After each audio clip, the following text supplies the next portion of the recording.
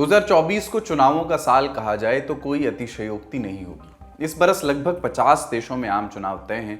कई देशों में चुनाव हो भी चुके हैं, मसलन भारत, रूस, श्रीलंका, बांग्लादेश आदि। और अब बारी है अमेरिका की, वो देश जिसके चुनाव का असर पूरी दुनिया पर पड़ता है। हम बात कर रहे हैं अमेरिका में होने वाले राष्ट्रपति चुनाव की। इस बार मुकाबला रिपब्लिकन पार्टी के डोनाल्ड ट्रंप, जो पहले राष्ट्रपति भी रह चुके हैं, और डेमोक्रेटिक पार्टी की कमला हैरिस के बीच हैं, जो पहले उपराष्ट्रपति रह चुकी हैं। 5 नवंबर को वोटिंग होनी है। महज 4 दिनों का समय बचा है। इसी बीच दिवाली के मौके पर डोनाल्ड ट्रंप एक बयान से खूब सुर्खियां बटोर रहे हैं। 31 अक्टूबर को उन्होंने एक्स पर लिखा कि बांग्लादेश में हिंदू और दूसरे अल्पसंख्यकों के साथ अत्याचार हुए हैं। अगर मैं राष्ट्रपति होता तो ऐसा नहीं होने देता। ट्रंप ने यह भी कहा कि मैं राष्ट्रपति बना तो अपने दोस्त प्रधानमंत्री नरेंद्र मोदी और भारत के साथ रिश्ते मजबूत करूंगा। आज के शो में हम डोनाल्ड ट्रंप के इस बयान का मतलब समझेंगे, साथ में जानेंगे कि अमेरिका के चुनाव की प्रक्रिया क्या है और चुनाव से पहले के सर्वे क्या बता रहे हैं। नमस्ते, मैं हूं कुलदीप और आप देखना शुरू कर चुके हैं लल्लन टॉप का अंतर्राष्ट्रीय प्रसंगों से जुड़ा रोजाना का कार्यक्रम दुनियादारी, जहां आज बात करेंगे अमेरिका के राष्ट्रपति चुनाव की। Brought to you by Haier, ITEL and Sensorant K. Who got a divertido? Sonido enmecido, conectado. पहले बेसिक चीजें समझिए। अमेरिका में प्रेसिडेंशियल सिस्टम काम करता है। वहां की जनता सीधे राष्ट्रपति के लिए वोट नहीं करती। अमेरिका में राष्ट्रपति का कार्यकाल 4 साल का होता है। एक व्यक्ति अधिकतम 2 बार तक राष्ट्रपति बन सकता है, तीसरी बार की इजाजत नहीं है।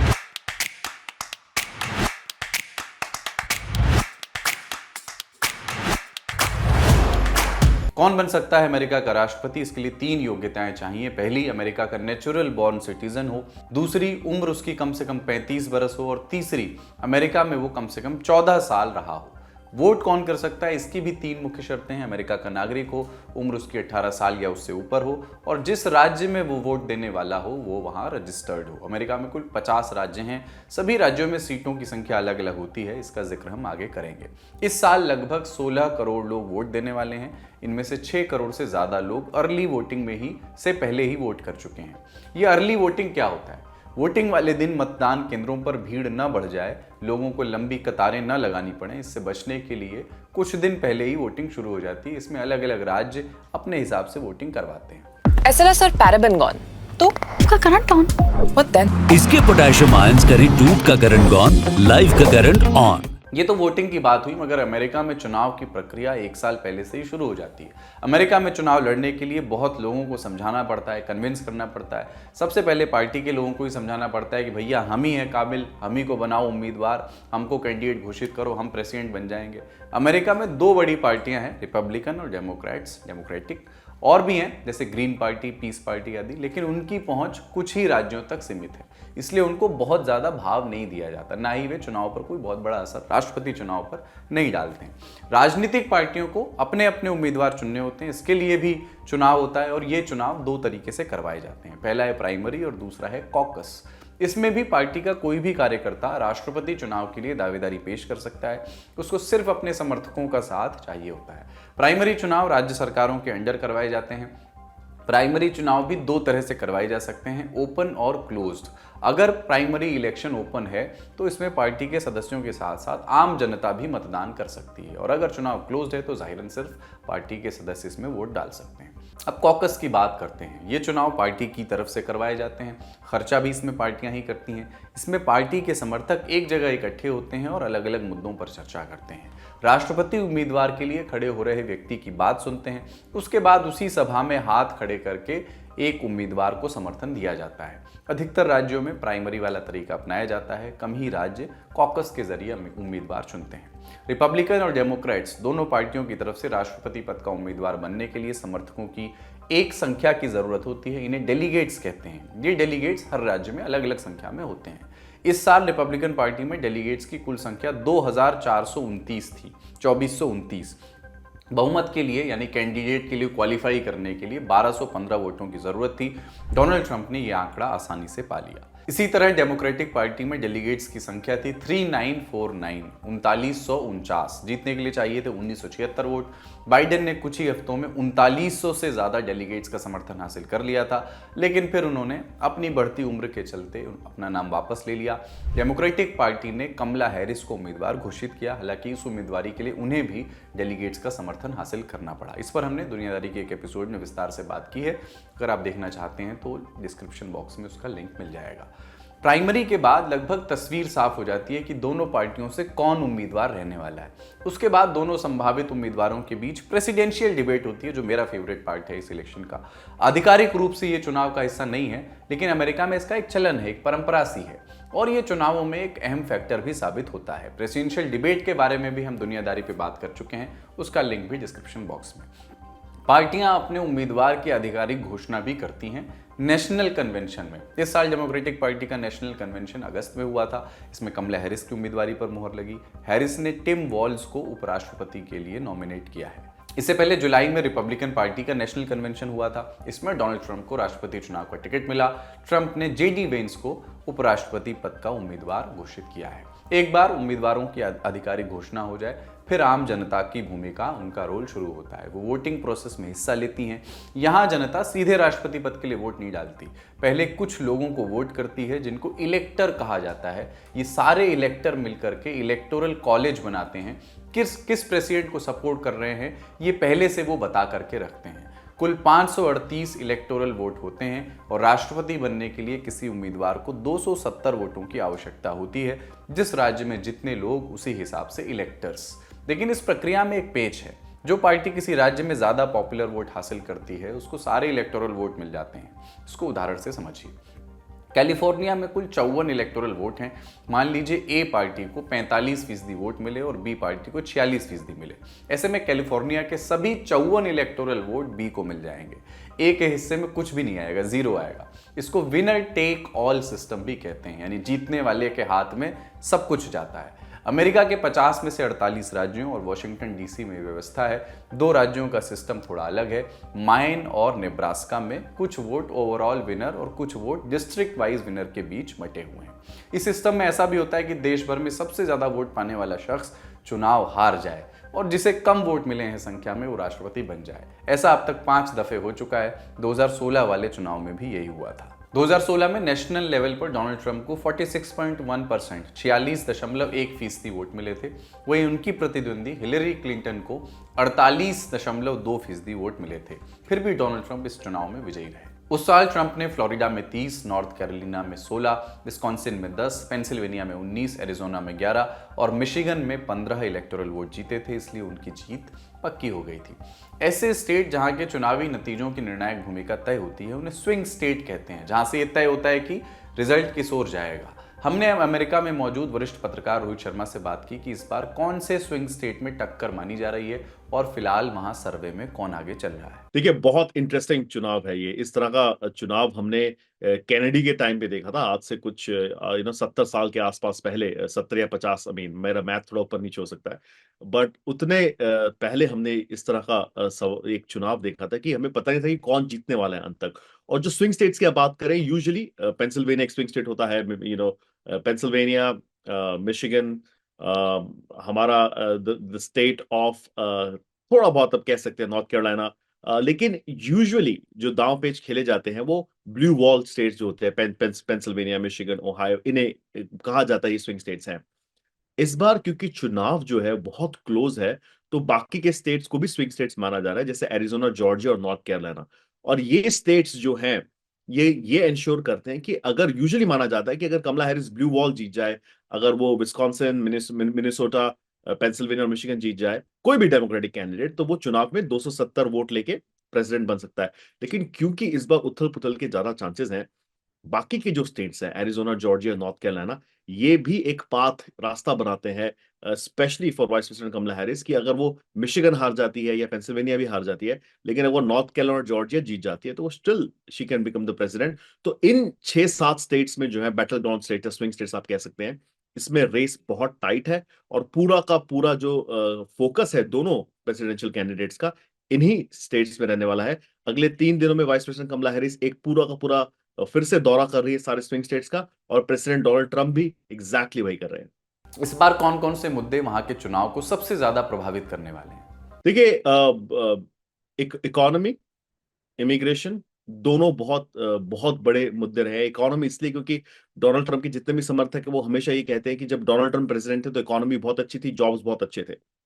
इमिग्रेशन, क्योंकि डोनाल्ड ट्रंप ने बार बार ये कहा है कि जब वो प्रेसिडेंट थे तो ओपन बॉर्डर पॉलिसी नहीं थी, उन्होंने रिस्ट्रिक्शन लाए थे, वॉल बनाने की बात की थी, बहुत सारे टाइप के वीजा बैन्स भी किए थे।